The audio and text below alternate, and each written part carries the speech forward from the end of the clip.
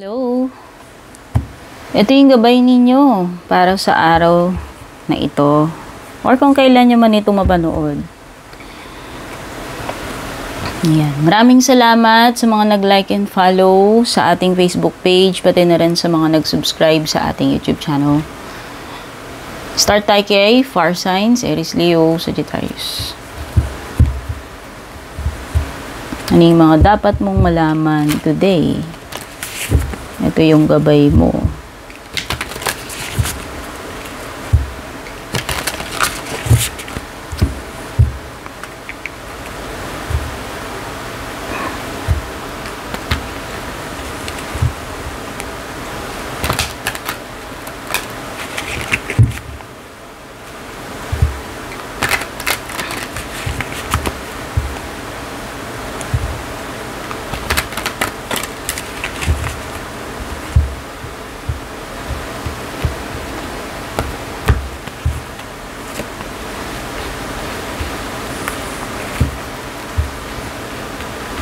Meron kang Sagittarius energy.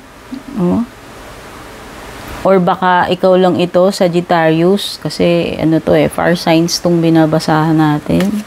Or baka may another Sagittarius.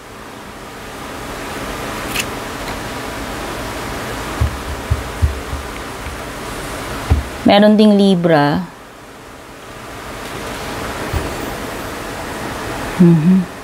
Pasensya at pagbabalanse yung kailangan mong gawin ngayong araw na to. Pwedeng yung iba magpapahinga lang kayo, wala kayong balak gumawa ng something na nakaka-stress or nakakapagod. So pwedeng yun na nga. Pwedeng yung iba dito, gusto nyo ng privacy, gusto nyo ng time alone, makapagpahinga. Ayaw nyo muna ng mga istorbo, toxic, stress. Kailangan mo ring maging patient. Baka may mga situation or may makakadil ka na tao na kailangan pagpasensyahan mo, dagdagan mo pa yung mo. Dagdagan mo pa yung halo mo or angel wings. Okay? Iwasan umusok daw ang ilong, fire signs, ngayong araw na ito. Two of Wands, ayan. Naghihintay ka, kailan ba matutuloy itong lakad ninyo? Puro plano. Hindi naman natutuloy. Sabi nga nila, di ba maganda pa daw yung lakad na biglaan. Kasi pag pinaplano madalas, hindi natutuloy yan. Pwedeng nagkayayaan or may mga usap-usapan, mga family man yan or friends na parang hindi naman hanggang ngayon hindi pa natutuloy. O baka matapos na lang yung summer, hindi pa natutuloy yan. Okay? Pagbabalanse talaga importante sa iyo today, fire signs. You have Justice card and Temperance.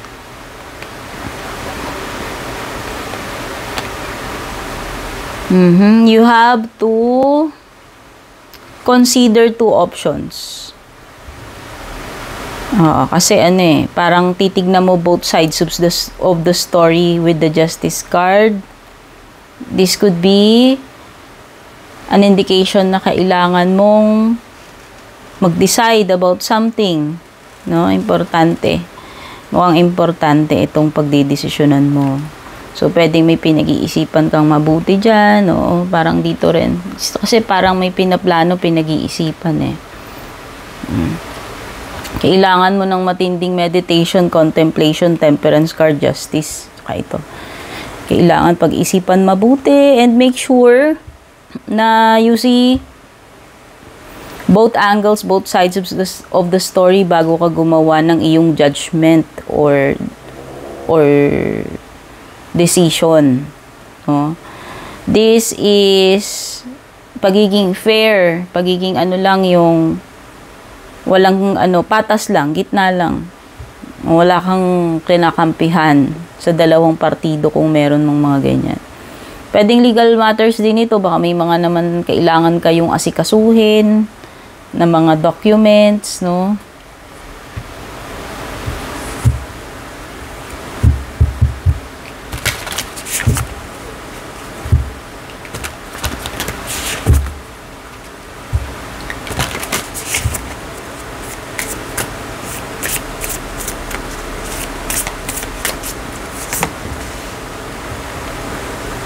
What do you need to release ngayong araw na to? Fire signs. Dali, usog natin.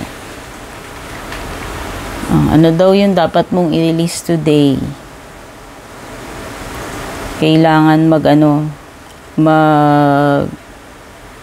magbawas. Ano ba tong mga ide-declutter mo? Ano ba tong dapat mo ng tigilan? No? I-let go mo na daw yan. Full moon in Leo. So, merong Leo. Ayan, merong Sagittarius, Leo, and Libra energies. Don't let pride, ayan, get in your way. Oh, 'di ba sabi ko nga kailangan dagdagan mo yung sabi ko kanina dito sa umpisa pa lang. Dagdagan mo yung halo tsaka angel wings mo. Pasensya. Pasensya pa. No, dagdagan mo pa yung bait mo. Oh. Iwasan magalit, umusok yung ilong, 'di ba yung sinabi ko? Huwag din pairalin yung pride. So siguro mas maganda ngayon ikaw na lang yung umunawa sa mga taong maiksi ang pag-unawa. Hindi naman yun kawalan para sa'yo, hindi rin yung sign ng weakness. Actually, that is a sign ng ikaw ay mas matured at mas strong kapag marunong kang magpasensya. At hindi pairalin yung ego. Hindi bagay yung ego, hindi swak yung ego ngayong araw na to. Nothing is yet set in stone. May magagawa ka pang paraan today. Aries, Leo, Sagittarius. Ayan. Hindi pa final lang lahat, no? Pwede pang mabago. Okay? May opportunity pa na ibahin yung magiging outcome. So, ayan. Yan yung mga nakuha ko sa inyo. Move na tayo kay Earth signs. Earth signs, hello. Welcome dito sa inyong gabay.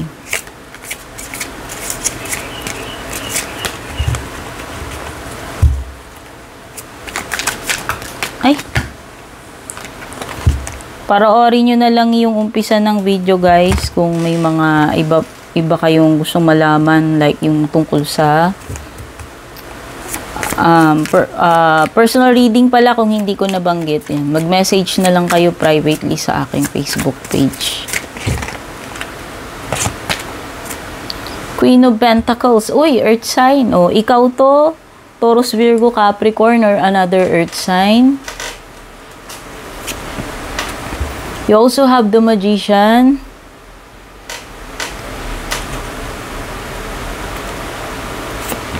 And, the Tower. Mukhang may panggulat sa'yo ngayong araw na to. Oh. Mukhang nakatakda kang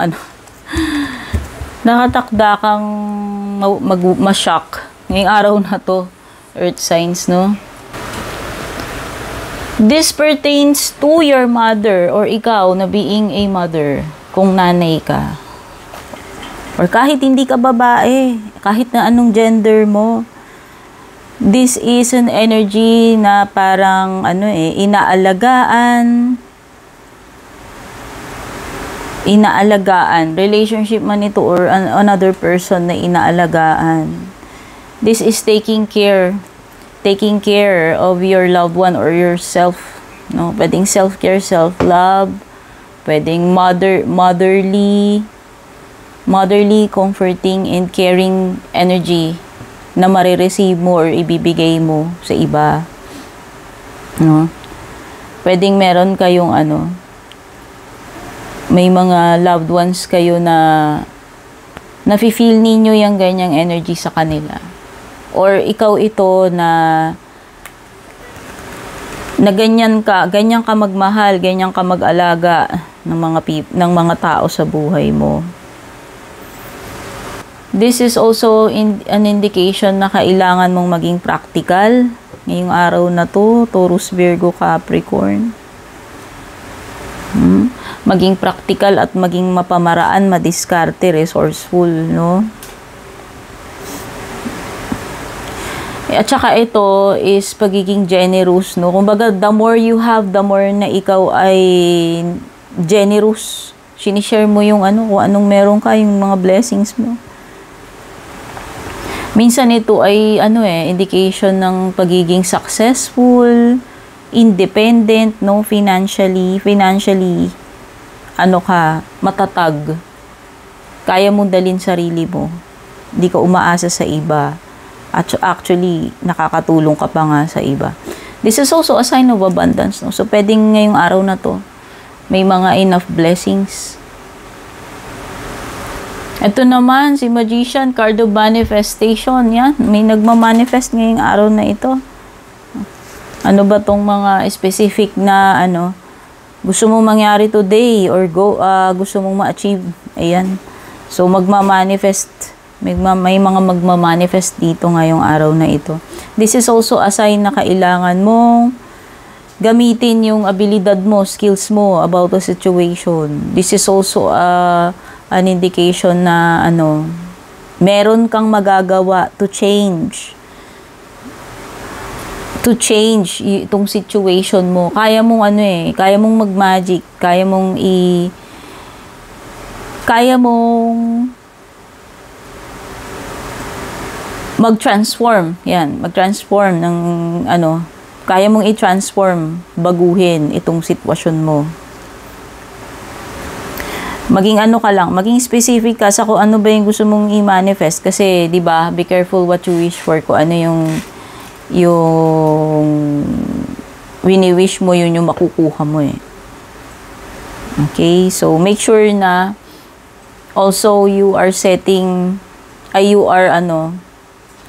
your intentions are good. Ayan. Importante yung mo dito, yung intention mo ngayong araw na ito. Nako, eto na tayo kay Tower. So, mukhang meron something na biglaan ngayong araw na to. Oh, sabi ko nga sa'yo, nakatakda kang masyak or magulat today, Taurus, Virgo, Capricorn. Expect mo na may mga biglaang darating or mangyayari. Pwedeng hassle ito. Pwedeng problem. So, mabilis lang. Hindi mo ina-expect. Parang para kang nakidlatan, ganun. Pwedeng changes ito, changes, no? All of a sudden, hindi mo ina-expect na darating ito ngayong araw na to. Okay? Pero kasi, kumbaga, nakakainis si Tower kasi rude awakening lagi yung dating niya. Yung, di ba, darating siya unannounced. Tapos magkukos siya ng mga kung ano-anong hassle or disruption. So, ayan, expect mo na may mga ganyan. Pwedeng may aberya. Okay? Tingnan pa natin yung ibang messages.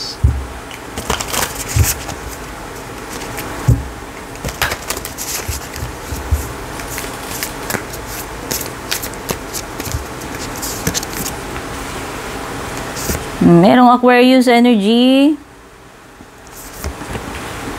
and Gemini. Ayan. Taurus, Virgo, Capricorn, Aquarius, at saka Gemini. Show the world the real you. Do not pretend. Ilabas ang iyong tunay na kulay.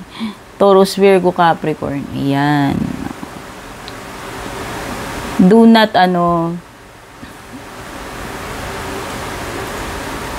do not be ashamed of who you truly are, kung ano ikaw, 'di ba?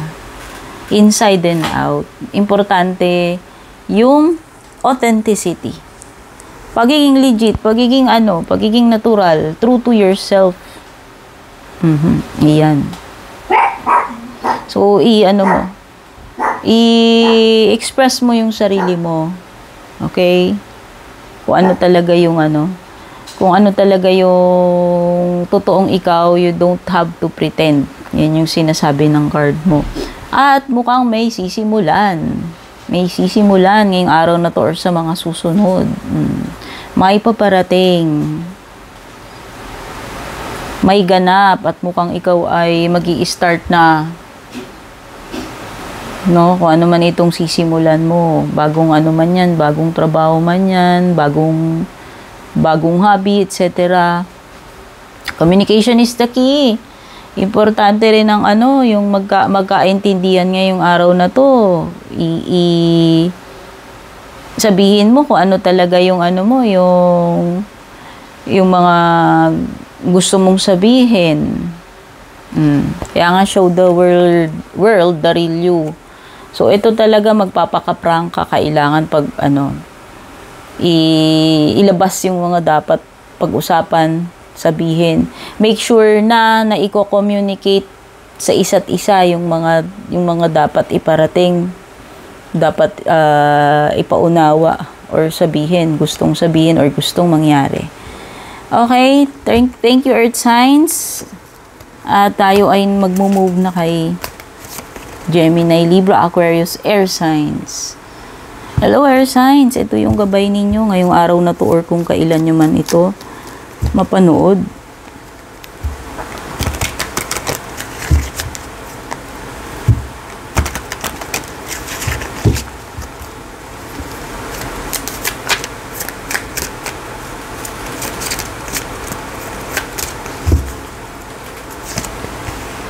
Meron ka ditong Ace of Swords, Three of Swords. Naku, ang sasakit naman nito, Air Signs.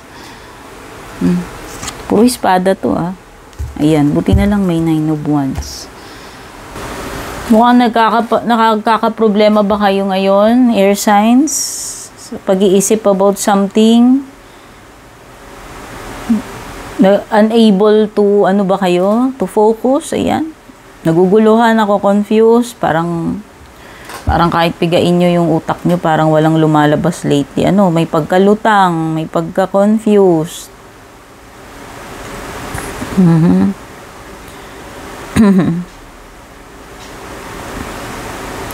So, maraming pumapasok sa isip ninyo, maraming confusion and conflicting thoughts. Nagugulo yung isip ninyo, hindi tuloy kayo makapag-decide, makapag-isip ng maayos. Okay, so siguro kung may mga ibang opinions ng tao na lalong nagpapagulo sa isip mo, take time to clear your mind and then ikaw ang mag-decide. Use your best judgment, tungkol dito sa sitwasyon mo. Minsan kasi mas marami kang opinion na natatanggap, parang lalong kang nako-confuse. So ayan, pwedeng lang. So if you are looking for an answer, this is an indication of yes, Gemini, Libra, Aquarius. Truth. So pwedeng iba nag-ahanap kayo sa kasagutan. Nako, ito na. Three of Swords. Pwedeng merong pain, heartbreak, or rejection ngayong araw na to. So, expect mo na, pwedeng madidisappoint ka, masasaktan yung feelings mo. May mga ganyang pwedeng mangyari. Pwedeng may mga yung awayan, hindi pagkakaunawaan.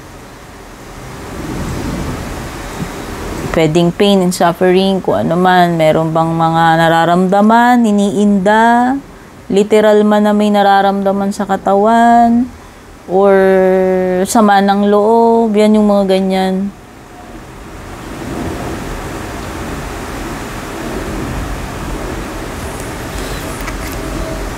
Kumbaga mabigat, masakit sa damdamin mo ito. Kung meron mang gumawa sa'yo ng di maganda, o pwedeng betrayal, mahirap tanggapin. Pero kung mag-alala, Gemini, Libra, Aquarius, physical man ito, emotional, you will be able to survive this Three of Swords.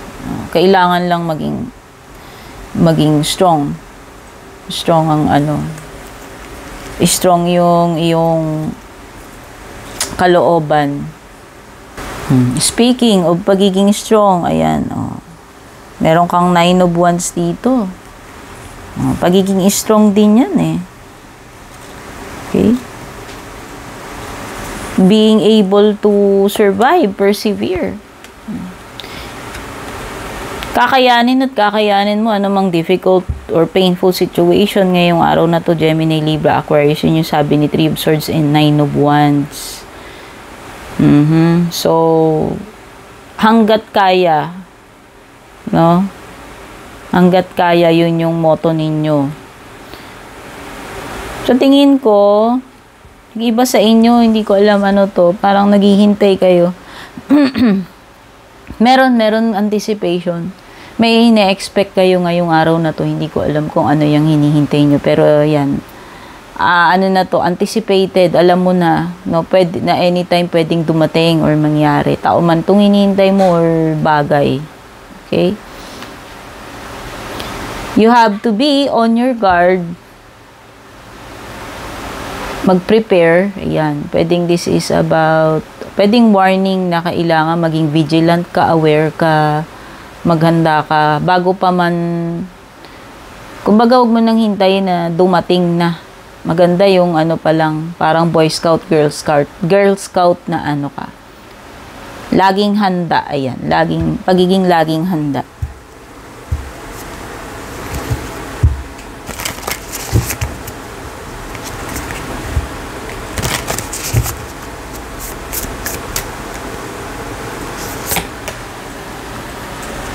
May Cancer energy.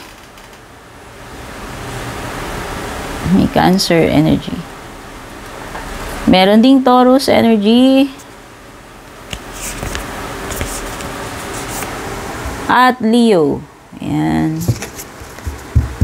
Cancer, Taurus, and Leo energies meron dito. You and your loved ones are safe. Gemini, sa wakas. Ito yung pinakamasarap marinig. So, hindi mo na kailangang mag-overthink. Sobrang ma-stress. Mag-anxiety.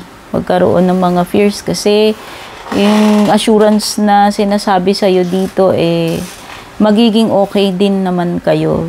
Ikaw at yung mga loved ones mo. No? Baka kasi, nagwo-worry ka lately. Hindi ko alam ano ba itong ipinag-aalala mo or kinakatakot mo about you and your loved ones. Your dreams need a practical plan, Gemini. Pwedeng marami kang naiisip. Gemini, Libra, Aquarius, Gemini, Libra, Aquarius. No? Hindi ko alam bakit ko nabanggit specific si Gemini. Baka yun yung intuition ko na parang tinatawag yung attention ni Gemini. Pero ito ay for air signs, no? Your dreams need a practical plan, air signs. Kailangan 'di ba? May sinasabi ko ako dito about paghahandaan. Malayo pa lang. I-secure mo na kahit 'di ba? Hindi natin alam kung anong darating kaya tayo dapat laging vigilant, laging prepared, laging handa, Boy Scout, Girl Scout, parang ganun. So, kung ano man ito, mga goals mo, dreams mo, hindi sapat na puro plano ka lang, puro blueprint. So, kailangan ng pundasyon. Kailangan mo ring gumawa ng action tungkol dito. Sa mga dreams mo, kung ano man yung goal mo na yan. Confidence is your key to success. At syempre, lakasan mo yung loob mo. Maniwala ka sa sa skills mo, abilidad mo. Maniwala ka sa diskarte mo. At dapat laging positive. Lagi iniisip mo na kung kaya ng iba, kaya mo rin. No? Maging confident ka. Yun yung magiging key mo para maging successful. Maging successful ka dito sa iyong goals. Air signs. Okay? Move na tayo kay water signs.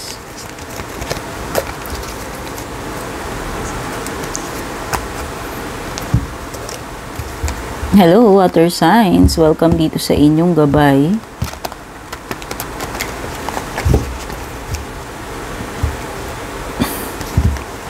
Pasensya na kayo. Hirap akong balasahin to. Matigas to Hindi mo siya mabend. Pag binend mo siya, masisira.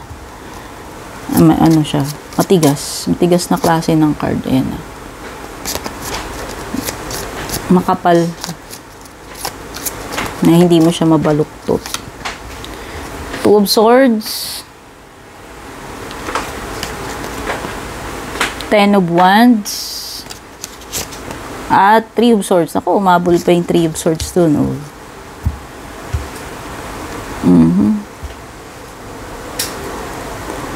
Yung iba dito, hindi pa rin kayo nakaka-recover hanggang ngayon. Hindi maka-move on sa isang masakit na pangyayari. Three of Swords. Pero, namamanage pa naman, kinakaya pa naman with the Ten of Wands. Okay? Huwag ka mag-alala kasi this will soon be over. Water signs, Cancer, Scorpio, Pisces. Gaano man kabigat yung dinadala mo, ka-difficult, kasakit. Ayan, nandito ka man sa period na nahihirapan ka, hindi mo alam yung next move. Pero, eventually, mag-i-end din yan. No, hindi ka mananatili dito sa pagiging stuck mo rito, pagiging, stagnant. Makakausad ka rin, makaka-move forward ka rin dito. Kailangan mo lang talaga siguro healing, acceptance, kasi Three of Swords, mahirap naman talaga tanggapin yan eh. So, ano man itong nangyari sa'yo, na-heartbroken ka man dito, matatapos din tong matatapos din yung suffering mo dyan. Okay? O pwedeng may Libra energy dito. Yung iba parang kayo na naipit kayo sa sitwasyon na kailangan yung mamili pero hindi kayo makapag-decide alin yung dapat yung piliin.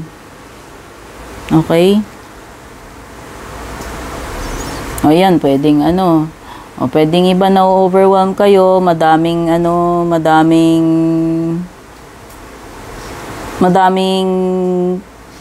obligations. Nabibigatan dami mong pasan eh. Pero sabi ko nga, malapit na ito, malapit nang ma-reach yung goal. Kumbaga, na lang, konting tiis pa. No, malalagpasan mo yan, makakaluwag-luwag ka din. Makakagaan-gaan din. No? Yan pa natin yung ibang mo.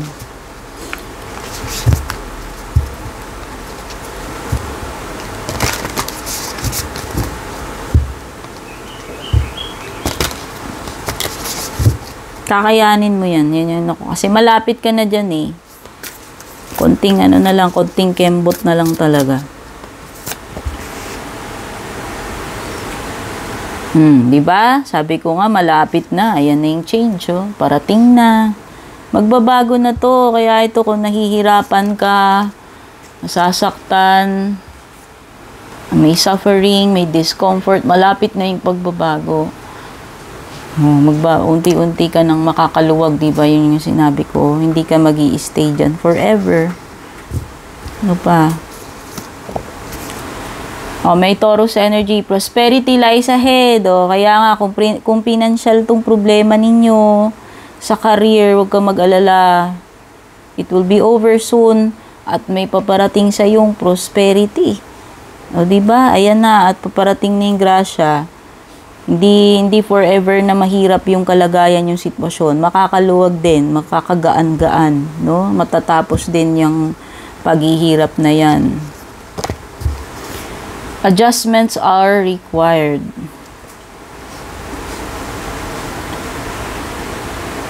Pero may mga konting adjustments, kailangan. Pero 'di ba, at least ang importante diyan, matatapos na yung burdens. Konting adjust lang. Or may mga yun nga, sabi ko nga, may changes dito. Ayan, pwedeng yun yung adjustments eh. May mga kailangan lang ayusin, baguhin. Kailangan mo lang sigurong maging patient, no? Konting adjustment lang, 'di ba? Kapalit